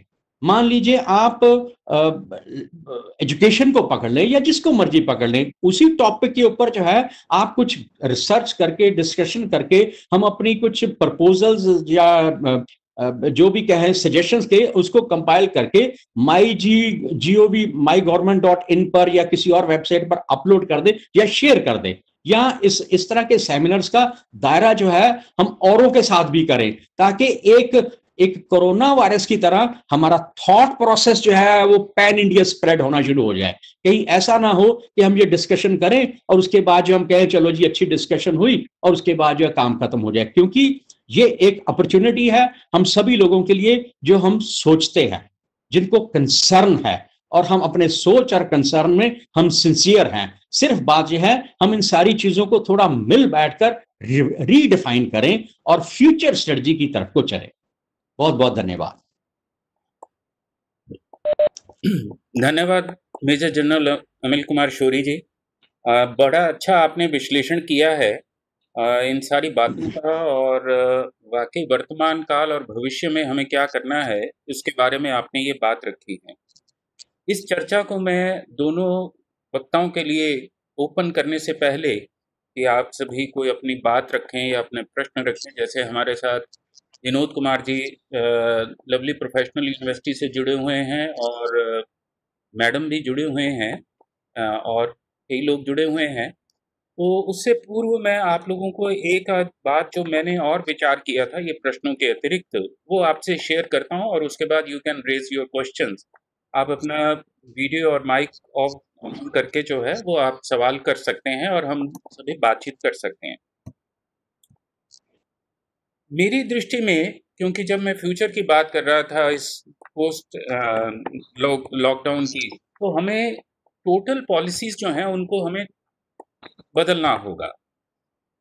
वो क्या है कि future of human society needs the integration of material development with psychological, cultural and spiritual aspects all in harmony with the earth. ये सबसे प्राइमरी एलिमेंट है मुझे जो लगता है, और फिर आप लोग अपनी टिप्पणी भी देख सकते हैं, क्रिटिकल कमेंट्स दे सकते हैं, कि सबसे पहले तो हम धरती के प्रति अपनी संवेदनशीलता को बढ़ाएं, कि अगर इस धरती को, जो कि मनुष्यों को जिसने संभाला हुआ है, उसको ही अगर हम सम्मान नहीं देंगे, उसकी अगर केयर नहीं करेंगे, तो फिर ये सारी बातें जो हैं भविष्य की हम धूमिल हो जाती हैं। और फिर इसमें ये 4 चीज़ें मैंने एडअप की हैं कि मटेरियल डेवलपमेंट तो रिक्वायर्ड है ही है, लेकिन उसके साथ साइकोलॉजिकल, कल्चरल और स्पिरिचुअल भी हमें एडअप करने पड़ेंगे। और वो उनको एडअप करके जो हमें मिलता है, वो 9 पॉइंट्स मैं आप लोगों के साथ शेयर करना चाहता हूँ। हालांकि ये हिंदी में लिखे हुए हैं, लेकिन मैं अंग्रेजी में भी साथ में बता देता हूँ, और उसके बाद फिर ओपन हाउस डिस्कशन, तो will initiate the open house discussion. सबसे पहला जो पॉइंट है इस सारे फ्रेमवर्क में फ्यूचर के लिए, मन स्वास्थ्य है कि सबसे पहला तो है मेंटल वेलबींग जो है वो होना चाहिए। आरोग्य का मतलब है कि जो आपका फिजिकल हेल्थ है वो, और थर्ड है यूज ऑफ टाइम, समय उपयोग। आप लोग ये देख सकते हैं स्क्रीन के ऊपर। तीसरा जो है वो यूज ऑफ टाइम, ये हमें सिखाना पड़ेगा, इसकी ट्रेनिंग भी देनी पड़ेगी। इसके लिए हमें ओरिएंटेशन कोर्सेज भी लगाने चाहिए कि किस तरह से समय का उपयोग करें, टीवी देख के कर लें या और जो भी है। या क्रिएटिव कामों में लगा लें। उसके बाद है सामाजिक गतिशीलता। सामाजिक गतिशीलता का मतलब है कि लोग आपस में किस तरह से एक दूसरे के साथ मिले जुले, यानी कि अगर दूसरे शब्दों में हम कहें तो वो है रिस्पॉन्सिबल सोशल बिहेवियर। ये भी हमें सिखाना पड़ेगा, क्योंकि अभी जो मुझे देखने में आया, जहाँ पर मैं रहता हूँ उसके पास ही इस तरह की आर्थिक स्थिति वाले लोग रहते हैं, जहाँ पर गवर्नमेंट ने बहुत सारा सामान पहुँचाया भी शुरू-शुरू में, तो उन लोगों के घरों में ऐसा भी देखने को मिला 3-3 महीने का उन्होंने सामान इकट्ठा करके रखा हुआ है, और उसके बावजूद गवर्नमेंट अगर वो देने आई है तो उसको भी उन्होंने ले लिया। तो इस तरह का जो एक इर्रेस्पॉन्सिबल सोशल बिहेवियर है, उसका हमें ध्यान रखना पड़ेगा, और उसको मुझे लगता है कि करिकुलम में या भविष्य की जो भी पॉलिसीज बने, उनमें इन चीज़ों को एडप्ट करना पड़ेगा कि रिस्पॉन्सिबल सोशल बिहेवियर क्या हो। और फिर पांचवा जो पॉइंट है वो है एजुकेशन से लेकर के, उससे आप सभी लोग जुड़े हुए हैं, कि ये जो शिक्षा हम दे रहे हैं ये बहुत यूजफुल इसलिए नहीं हो पा रही कि ये हमारी सोच, हमारी समझ के साथ इसका तालमेल नहीं बैठ पा रहा। हम जिस तरह का सोच रहे हैं और जिस तरह का एक व्यक्तिगत जीवन जीना चाहते हैं और जिस तरह की शिक्षा है, उसमें तालमेल नहीं बैठ पाता और उसका दबाव हमें झेलना पड़ता है। और छठा जो सिक्स्थ पॉइंट है वो है कि कल्चर को हमें पुनः परिभाषित करना होगा। जैसे कि अभी जनरल साहब भी एक बात कह रहे थे कि हमारी नीड बेस्ड और नेसेसिटी बेस्ड चीज़ें होनी चाहिए, ना कि लग्जरी बेस्ड, और ये बात हमें लॉकडाउन ने समझा भी दी है। और सेवंथ पॉइंट है कि इन्वायरमेंट, जो पर्यावरण को लेकर के है, कि इसको हमें, इसके रिलेटेड जो पॉलिसीज हैं वो हमें दोबारा से परिभाषित करनी होंगी। और आठवां जो पॉइंट है वो है गुड गवर्नेंस, जो कि हमें देखने को मिल भी रहा है और कोशिश भी कर रही है इस वक्त की गवर्नमेंट जो है मोदी। इस बात में मुझे लगता है कि हम सभी के लिए बड़ा अच्छा एक वो उदाहरण है। हालांकि अपनी तरह की हमारी परसेप्शंस हो सकती हैं पॉजिटिव नेगेटिव, लेकिन उसके बावजूद उनकी गवर्नेंस का जो एक तरीका हम देख रहे हैं वो प्रभावित करने वाला है। और लास्ट है स्टैंडर्ड ऑफ लिविंग, जीवन स्तर जिसे आप कहते हैं। तो स्टैंडर्ड ऑफ लिविंग तक ये जो 9 पॉइंट्स हैं, मुझे लगता है कि अगर हम ये प्रपोज कर सकें और इन विषयों के 9 पॉइंट्स के ऊपर विचार कर सकें कि ये भविष्य इस तरह से परिभाषित किया जाना चाहिए, हमारी जितनी पॉलिसीज हैं वो इस रूप में डिसाइड की जानी चाहिए, बजाय इसके कि केवल वो इंडस्ट्री को ध्यान में रखकर, केवल टेक्नोलॉजी को ध्यान में रखकर।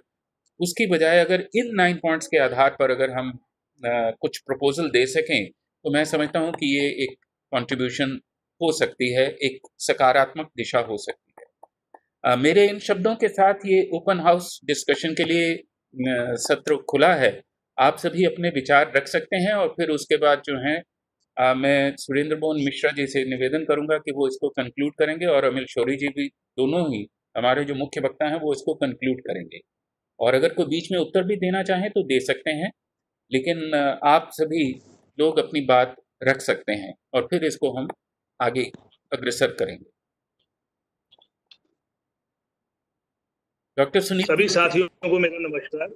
हाँ जी, आप अपना परिचय देकर के अपनी बात रखें। मैं doctor Sunil Taneja, officiating principal, government college Ahadwala, Bilaspur जिला यमुनानगर से बात कर रहा हूँ। सर, सबसे पहले मैं आशुतोष जी को बहुत बहुत बधाई देना चाहूंगा कि इन्होंने इतना बढ़िया टॉपिक चूज किया, और सबसे इम्पोर्टेंट था कि जो उन्होंने क्वालिटी रिसोर्स पर्सन चूज किए। प्रोफेसर सुधीर कुमार जी, सुरेंद्र मोहन मिश्रा जी और अमिल कुमार जी ने जो अपनी चर्चा रखी, उससे बहुत सारे क्वेश्चंस का आंसर हमें मिल चुका है। एक बात मैं अपनी रखना चाहूंगा, प्रेजेंट जो सिनेरियो है बेसिकली क्या हो रहा है कि नेचर इज सेल्फ हीलिंग, और नेचर ने ये दिखा दिया है, सभी लोगों को एक अलार्मिंग सिचुएशन दी है, एक अलार्म बज चुका है कि सुधर जाओ। आज अगर आप देखेंगे तो ऐसे हालात हैं कि इंसान तो घर के अंदर कैद हो चुका है, लेकिन पशु पक्षी खुले वातावरण में घूम रहे हैं। तो मुझे लगता है जो फ्यूचर सिनेरियो की हम बात कर रहे हैं, सभी पॉइंट कवर हो चुके हैं। एक पॉइंट और ऐड करना चाहूंगा कि हमारी जो लीडरशिप है उनको कुछ इस तरह का डिसीजन लेना चाहिए कि कम से कम हर महीने में 2 बार लॉकडाउन जरूर किया जाए, ताकि नेचर साथ साथ सेल्फ हीलिंग करती रहे। और जैसा कि अमिल कुमार शौरी जी ने कहा था कि जैसे जो ऑनलाइन क्लासेस का सिनेरियो है या टेक्नोलॉजी का सिनेरियो है या डिजिटल लर्निंग का सिनेरियो है, जो भी लॉकडाउन के दौरान क्लासेस होंगी बच्चों की, वो सारी की सारे जो कार्य हैं, चाहे इंडस्ट्रीज हैं, फैक्ट्रीज हैं, वो सारे वर्क फ्रॉम होम हो। तो मुझे लगता है कि फ्यूचर के अंदर ऐसे इनिशिएटिव भी लिए जाने चाहिए। That's great. धन्यवाद। बहुत बढ़िया बात कही आपने और वाकई इस बात ने एक मुस्कुराहट पैदा की कि 2 महीने में अगर एक बार लॉकडाउन हो जाए तो अच्छा ही है, नेचर तो कम से कम सुरक्षित रहेगी। Thank you sir. Doctor Vinod Kumar ji. हाँ जी सर, हेलो। सर अपना वीडियो ऑफ कर दीजिए। डॉक्टर सुनील हाँ, वीडियो तो ऑफ है जी। नहीं, सुनील जी से कह रहा हूँ, आप तो अपना कर लीजिए। आप अपना आवाज आ रही है सर? हाँ जी, आवाज आ रही है। अपना वीडियो बेशक ऑन कर लीजिए। जो भी बोले वो अपना वीडियो ऑन कर सकता है, कोई दिक्कत नहीं है।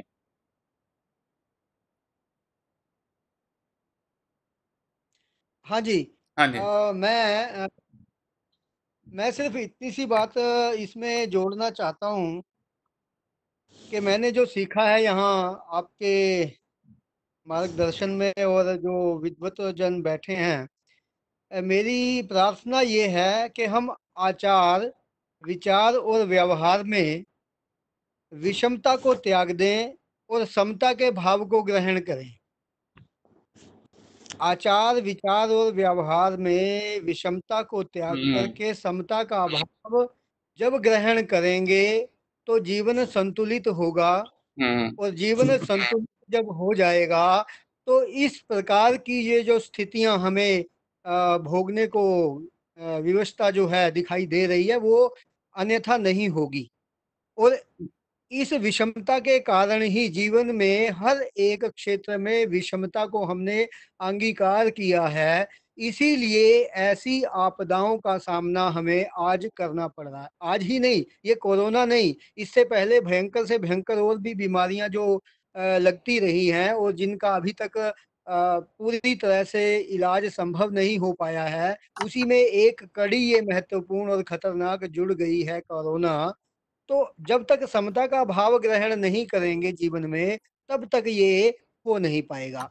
और देखिए, मैं स्वामी दयानंद सरस्वती जी और वेदों से ही वो भाषा लेकर के जब बात करते हैं, वो आहार की बात करते हैं।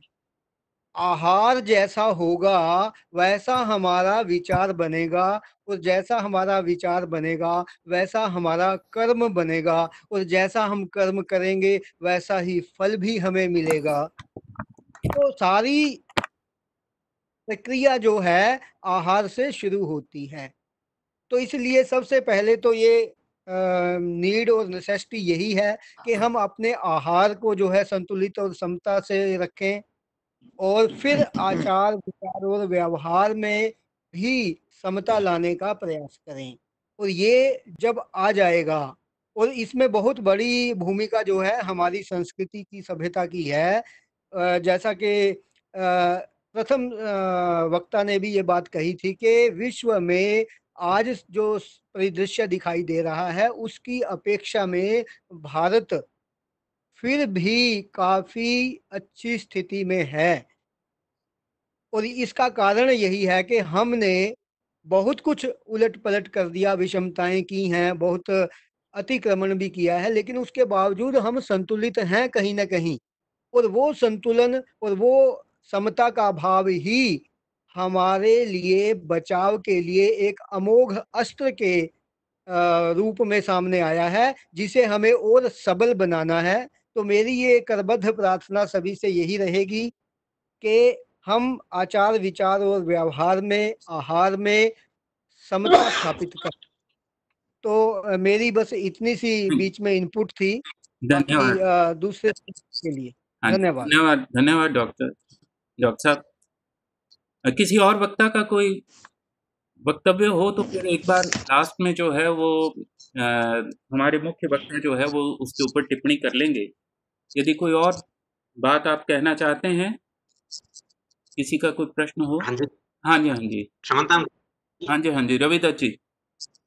हाँ जी, प्रणाम। हाँ, नमस्कार रविदत्त जी, आप अपनी बात रखें। जी, सभी गुरुजनों को प्रणाम। जो अभी हमारे वक्ता बोल रहे थे, प्रश्न पूछ रहे थे महोदय, इन्होंने एक ये बात कही कि जैसे अपनी संस्कृति और सभ्यता के बारे में, तो इसमें कुछ एक मेरा विचार है जो मैं वैसे कई बार इस प्रकार की बातों से ऐसा भी लगता है कि कोई विवाद खड़ा हो जाने का कुछ इस प्रकार का, लेकिन मेरा ऐसा उद्देश्य नहीं है कुछ भी विवाद खड़ा करने का। लेकिन जब हम अपनी संस्कृति में, हम अपनी सभ्यता में देखते हैं कि जहां कहीं भी हमें परिवर्तन करने की आवश्यकता हुई है, तो हमने बहुत आगे बढ़ करके प्रयत्न करने का, इसको परिवर्तन करने का प्रयास किया है हमारी भारतीय संस्कृति के हिसाब से। लेकिन फिर भी कई जैसे अतिवादी कुछ परंपराएं ऐसी रही हैं जो इन कार्यों को करने के बीच में हमें जैसे चुनौती के स्वरूप में भी हमारी होती हैं, तो उस विषय पर भी हमें साथ साथ ध्यान देने की आवश्यकता होगी, शायद ऐसा मेरा मत है। कि जैसे जो चुनौतीपूर्ण कुछ कट्टरपंथी, हम चरमपंथी कह सकते हैं, कि जो अतिवादिता में लेकर के चलते हैं, जो शीघ्र ही कुछ भी परिवर्तन करने के पक्षधर नहीं रहते हैं, ऐसी भी बहुत सारी चुनौतियां हमारे सामने ऐसी आगे भी शायद रहने वाली हैं, और अब तो हैं ही, ऐसा हम सब जानते ही हैं। यही मेरा एक छोटा सा विचार था जी, बिंदु था। धन्यवाद रविदास जी, ये बिल्कुल सही बात है और इस पे विचार किया जाना चाहिए कि कॉन्स्टिट्यूशन एंड माइनॉरिटीज के ऊपर भी बात होनी चाहिए कि किस तरह से इन दोनों जो यूज और मिसयूज है और किस तरह से हिंदुओं को कॉन्स्टिट्यूशन के साथ संबंध है, उस पर भी आगे भविष्य में विचार होगा। निश्चित रूप से हम इस पे विचार करेंगे। मैडम अनुभा जैन कुछ कहना चाह रही हैं? हाँ जी मैम। हाँ जी, नमस्कार जी। नमस्कार मैम। हेलो। हाँ जी मैम, सुन पा रहे हैं। नमस्कार जी। तो मुझे आपके साथ ज्वाइन करने का मौका मिला, ये अच्छी बात है, लेकिन इसके साथ साथ ही जो आप आज सभी समय की बात कर रहे हैं, सभ्यता, संस्कृति, जो कुछ भी अपने आप में देखा जाए तो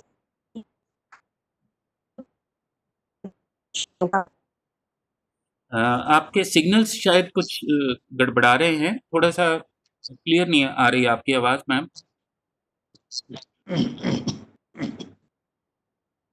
मैडम अनुभा,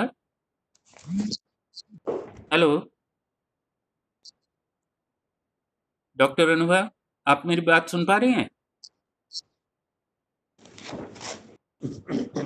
आपकी आवाज नहीं आ रही। तब तक कोई और अगर अपनी बात कहना चाहे, जब तक उनके सिग्नल्स ठीक होते हैं, यदि कोई और अपनी बात शेयर करना चाहे तो कर सकते हैं, फिर उसके बाद हम इसको कंक्लूडिंग रिमार्क्स की ओर लेकर के चलेंगे।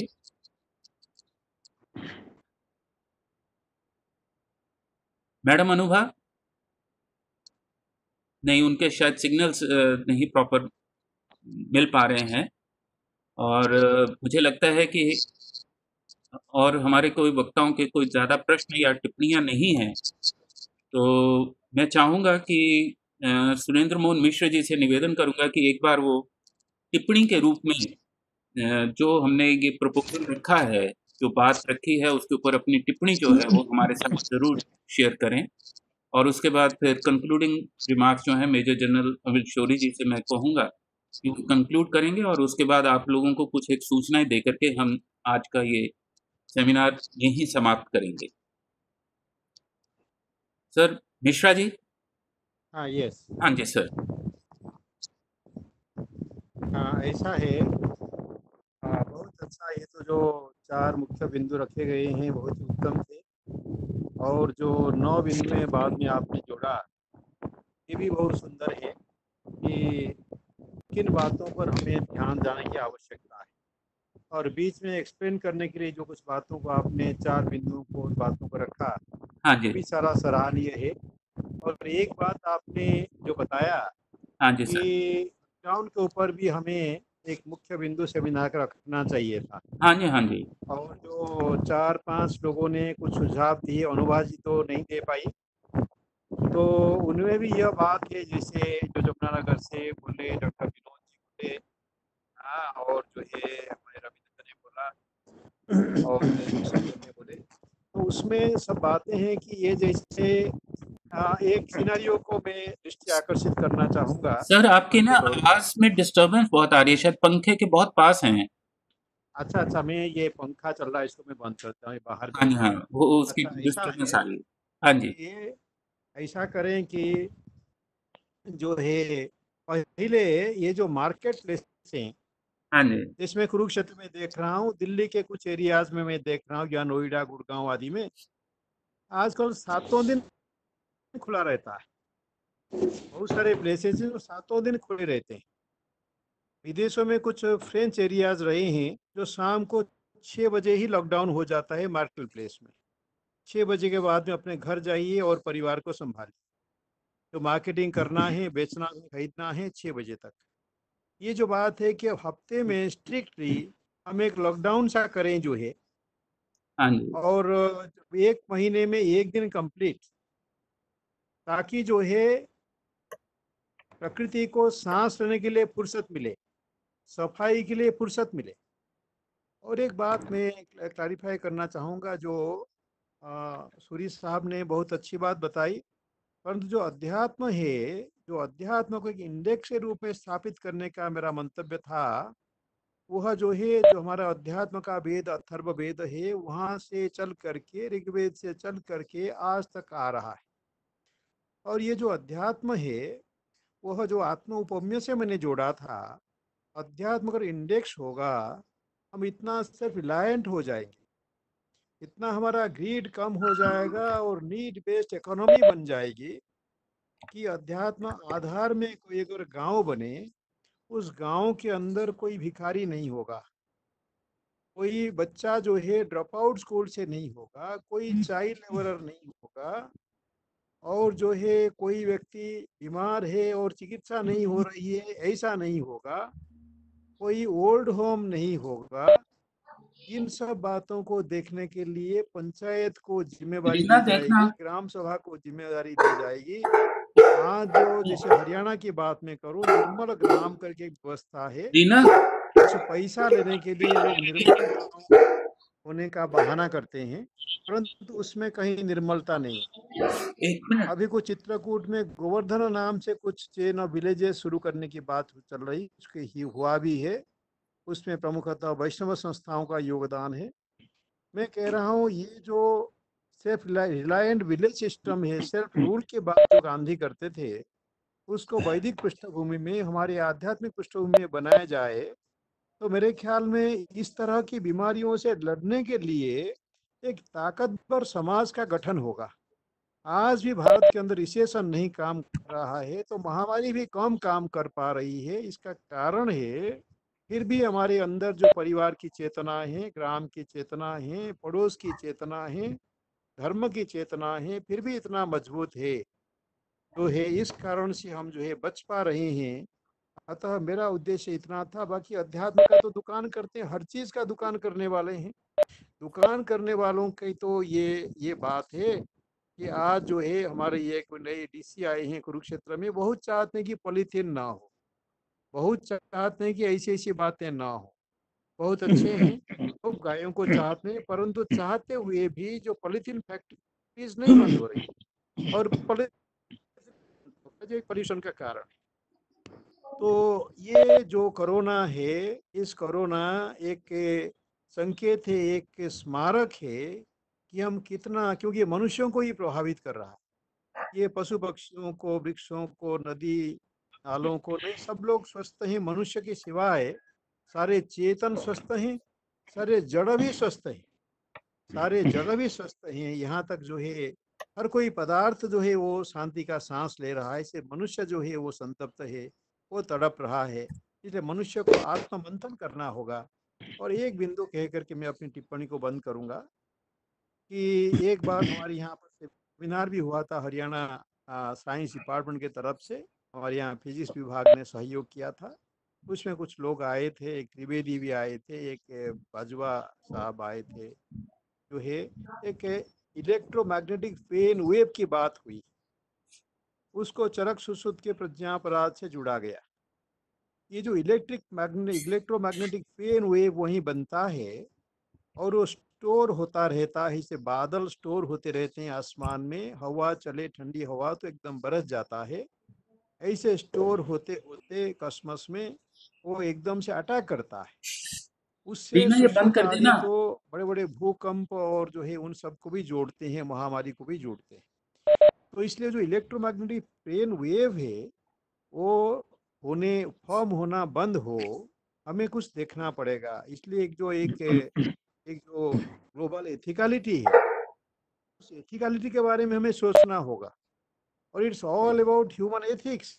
जिस सम्यक की बात किया था सुदेश साहब ने, ये सम्यकता जीवन में जहाँ कम होती है वहीं पर हमारे आपस में जो है वो दूरियां बढ़ती हैं। और जो है ये नैतिक रूप से जिम्मेवार है इस प्रकार की बातों को सृष्टि करने के लिए। अगर ये आर्टिफिशियल है, कितना भयंकर स्थिति है। कंस ने पूतना को बना करके अगर भेजा था कि मथुरा तो सही सलामत रहे और गोकुल उजड़ जाए, इस प्रकार की अगर बात है जिस पर अभी शोध चल रहा है, अमेरिका के लोग आकर के विजिट करके भी गए हैं, वो जो लेबोरेटरी है आदि आदि बातें हम सुनने को पा रहे हैं न्यूज़ में जो है। तो ये सब बातों को हमें देखना होगा कि human ethicality, human morality, social morality, social ethicality, national ethicality, ये कहाँ तक जो है अभी पहुंची है। आईटी के ज़माने में, टेक्नोलॉजी के ज़माने में क्या टेक्नोलॉजी एथिकली जो है प्रोनाउंस्ड है, स्पेल्ड आउट है। हम जिस टेक्नोलॉजी, हमारे आर्म्स एमुनिशन का रेस भी टेक्नोलॉजी का बहुत बड़ा हिस्सा है। मैं समझता हूँ आर्म्स एमुनिशन की बात और जो हमारे दवाई इंडस्ट्री के बात, ये हमारे टेक्नोलॉजी में, फार्मास्यूटिकल टेक्नोलॉजी हो या जो है ये मैन्युफैक्चरिंग टेक्नोलॉजी हो, सबसे बड़ा जो है वो किरदार है। परंतु क्या इसके अंदर एथिकलिटी है, इसके अंदर मोरालिटी है? इन बातों को हमें बड़े लार्जर पर्सपेक्टिव में अपने, यहाँ तक कि अपने नेशन से भी उठ करके ऊपर जो है हमें सोचना होगा। अगर यही प्लानेट है, ये प्लानेट ए है, इस प्लानेट ए को हम A1 करने की कोशिश करेंगे, इसको हम -A के अंदर जो है और आगे आगे नहीं ले जाएंगे, क्योंकि कोई बी प्लानेट नहीं है। जितना हमने बाहर पैंतरा लगाया, आज तो कोई बी प्लानेट नहीं मिल पाया। परंतु बी प्लानेट की तलाश में जितना हमने खर्चा किया, उस खर्चे से आज जो है पूरी ह्यूमैनिटी खुशहाल हो जाती, पूरी ह्यूमैनिटी बहुत सुंदर हो जाती, जो कि हम नहीं कर पाए, जिसकी ओर स्वामी विवेकानंद ने इंगित किया था। तो इसलिए यह जो सेमिनार है उसमें हम कुछ ऐसे पॉइंट्स को बनाएं, कुछ सार्थक पॉइंट्स को बनाएं। जैसे लॉकडाउन के बारे में बात हुई, जैसे एथिकलिटी के बारे में बात हुई, जैसे ग्रीड इकोनॉमिक्स से हट करके नीड इकोनॉमिक्स के अंदर जाना है, जैसे लग्जरी से हट करके कुछ कंफर्ट और खास करके नीड के ऊपर हमें ध्यान रखना पड़ेगा कि किसी को अपने नीड से कम जो है वो ना मिल पाए। तो इस प्रकार से इन बातों को दे करके, उसका इकोनॉमिक एस्पेक्ट है, उसका सोशल एस्पेक्ट है, उसका वर्क प्लेस के जो प्रभाव है, उसका टेक्नोलॉजी के जो प्रभाव है, हर बात को हम ध्यान रखते हुए, जैसे एक ने आहार के ऊपर बात उठाई थी, इसको, ये बहुत बड़ा मुद्दा है, क्योंकि आहार का संयम जो है बिगड़ गया है, तो बहुत प्रकार रोग की जो ससेप्टिबिलिटी है, जो हमारा इम्यूनिटी सिंड्रोम है, मैं BM हेगड़े जी को सुन रहा था, जो हमारा जो सिंड्रोम है, इम्यूनिटी सिंड्रोम है, वो बहुत नीचे जा रहा है। और एक सूरी साहब ने बहुत अच्छी बात बताई थी कि व्यायाम की बात, जिसको चरक सुश्रुत भी करते हैं, वो जो व्यायाम की बात है उसको भी हमें ध्यान रखना होगा।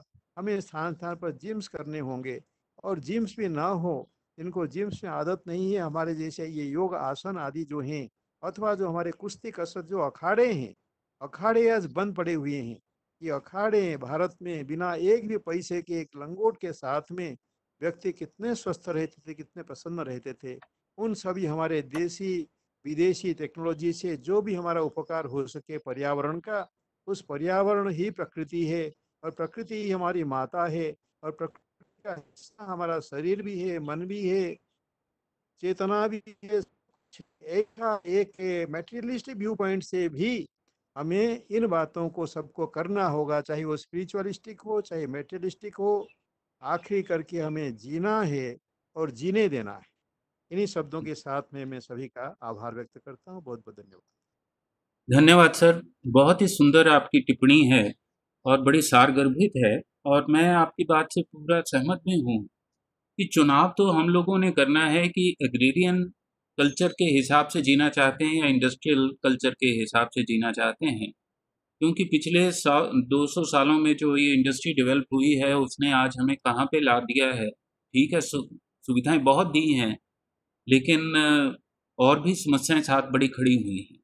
लेकिन एग्रेरियन कल्चर में ठीक है कि सुविधाएं उतनी नहीं थी, लेकिन आदमी फिर भी उतना उस तरह से नहीं जी रहा था कि जहाँ वो केवल एक स्वात्म केंद्रित हो जाए या उसको कोई चिंता शेष रहे ना। तो इन दोनों के बीच में चुनाव करना जो है वो हमें सीखना भी होगा, समझना भी होगा और फिर निश्चित करना होगा कि हमारी दिशा क्या होगी और किस स्तर पर हम जीना चाहेंगे। तो बहुत ही सुंदर और सारगर्भित आपकी टिप्पणी है, उसके लिए आपका विशेष रूप से आभार। और मैं मेजर जनरल अमिल कुमार शौरी जी से निवेदन करूंगा कि वो अपनी टिप्पणी दें और उसके बाद मैं आप लोगों के साथ एक दो सूचनाएं साझी करके आज का हम विषय जो है वो समाप्त करेंगे।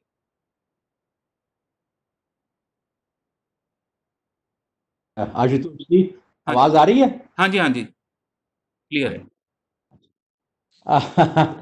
बहुत अच्छी तरह से समाप्त तो है, ऑलरेडी कर दिया है प्रोफेसर साहब ने, लेकिन मेरे को कुछ थोड़ी छटपटाहट भी हो रही है, प्रॉब्लम भी हो रही है। आपस में जब हम बात करते हैं घर में या कहीं बाई चांस कोई फोन पर किसी से, तो लोग आपस में बातचीत करते हैं कि ये लॉकडाउन जो है 3 तारीख को खुल जाएगा या ऐसे खुल जाएगा तो बहुत प्रॉब्लम आ जाएगी, क्योंकि एकदम से लोग जो है बाहर जाएंगे, बहुत रश पड़ जाएगा। हाँ, जुड़ते हैं तो जाएंगे, लेकिन किसने कहा है कि बाहर जाने पर सोशल डिस्टेंस को फॉलो नहीं करना? जो पिछले 1 महीने से हमारे प्राइम मिनिस्टर बार बार टीवी पर आकर हाथ जोड़ जोड़कर लोगों से रिक्वेस्ट कर रहे हैं, क्या आपने देखा कि लोग उन सारी चीजों को सचमुच में फॉलो कर रहे हैं? किसको हम कसूरवार ठहराएं? किसको? सिस्टम को, हमारे कंडक्ट को, हमारी आदतों को? किसको कसूरवार ठहराएं? हम एक पॉलिसी को कसूरवार ठहरा सकते हैं, लेकिन जब इंप्लीमेंटेशन की बात आती है तो हम सारी चीजों को तोड़ने में सबसे आगे हो जाते हैं। क्या मार्शल लॉ चाहिए यहां पर? डेमोक्रेसी नहीं चाहिए क्या? बहुत सारी ऐसी चीजें हैं जिनसे बड़ी छटपटाहट भी होती है कि ये क्या हो क्या रहा है, हमारा सेंस ऑफ रिस्पॉन्सिवनेस क्या है, हमारी रिस्पॉन्सिबिलिटीज क्या है, हम बेसिकली इतने सेल्फिश क्यों हैं कि हम जो है जल्दी से फटाफट अपना काम करके जो है सेफ्टी सिक्योरिटी के कवच में आना चाहते हैं। ये मेरे मन में एक छटपटाहट होती है, जो मैं कभी बीच में 3-4 दिन के बाद सब्जी लेने बाहर जाता हूं या केमिस्ट से सामने दवाई लेने जाता हूं, तो मैं देखता हूं कि लोगों का एटीट्यूड और बिहेवियर कैसा है। एनी हाउ, ये तो मैंने छटपटाहट अपनी आपके साथ शेयर की थी। अब क्या है, आपने सेमिनार किया, पहले भी आपने बहुत सारे आशु जी सेमिनार किए हैं। हाँ जी, हाँ जी। फिर उसके बाद तो ये है कि बाद हम अगली प्लान करें। उसके बाद का मैं उसी छटपटाहट को शेयर कर रहा हूं। हम हमेशा ये 3 से 5, 5 से 7, 7 से 9 लोग आपस में जो है जो हेल्दी डिस्कशन करते हैं, बहुत अच्छी हेल्दी डिस्कशन होती है, बड़ी चीजों के बारे में पता चलता है। लेकिन मैं ये कहना चाहता हूं कि समय आ गया है हम स्टेज 2 की तरफ को चलें। आपने इतने बढ़िया 9 पॉइंट्स जो है शेयर किए, मैंने डायरी के ऊपर नोट किए हैं। ये 9 पॉइंट से मेरे को 27 आर्टिकल्स का खुराक मिल गई है, मटेरियल मिल गया है न्यूज़पेपर में लिखने के लिए। लेकिन सवाल ये है, अब करें क्या? एक एक पॉइंट, एक एक टॉपिक आपने जो मेंशन किया है, उसको हम थोड़ा सा डिटेल में जाकर एक पॉलिसी फॉर्मुलेशन की तरह बनाएं क्या? हाँ जी, हाँ, पॉलिसी फॉर्मुलेशन बनाएं अगर। हाँ जी, बिल्कुल बिल्कुल यही बात है। हाँ, नहीं एक सेकंड, अगर हम मान लीजिए एक पॉलिसी फॉर्मुलेशन बना भी लेते हैं, क्या करें फिर उसका? एक थिंक टैंक आपने बना दिया, 3 आदमियों का, 2 आदमियों का, मैं हो गया, आप हो गया, प्रोफेसर साहब हो गया, डॉक्टर साहब हो गया, नीरज अत्री हो गया, जिनको आपको ठीक लगे कि ये अच्छी तरह से इसको एक शेप देकर जो है कंट्रीब्यूट करके एक टॉपिक को जो है स्टेप वाइज जो है एनालाइज करके सामने ला सकते हैं। अब उसके बाद करें क्या? गवर्नमेंट को भेजेंगे? क्या आपको लगता है कि वो वहां किसी एक फाइल में नत्थी होकर जो है सीन नोटेड करके पड़ा रह जाएगा? चलिए मान लेते हैं, हो सकता है उसके ऊपर एक्शन भी हो या कुछ भी एक्शन ना हो, तो फिर हम उसको अपने लेवल पर क्या करें? क्या हम अपने इस तरह के सेमिनार्स का नंबर बढ़ाएं? क्या उसको स्प्रेड करें?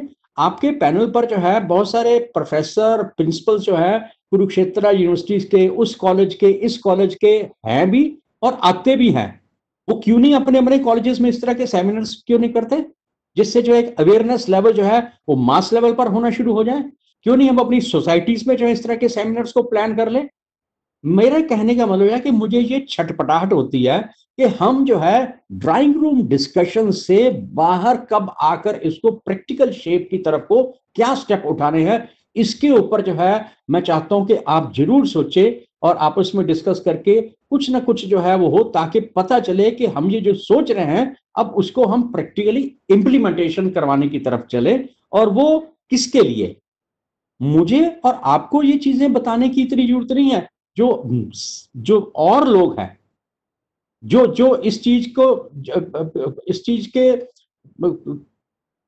बुरी तरह से जुड़े हुए हैं डेली लाइफ में, जिनके पास टाइम नहीं है या जो मर्जी कह लीजिए, या उनका लेवल नहीं है या कुछ भी, उनको सिंप्लीफाई करके उनके दिमाग में ये बात डालने का समय आ गया है।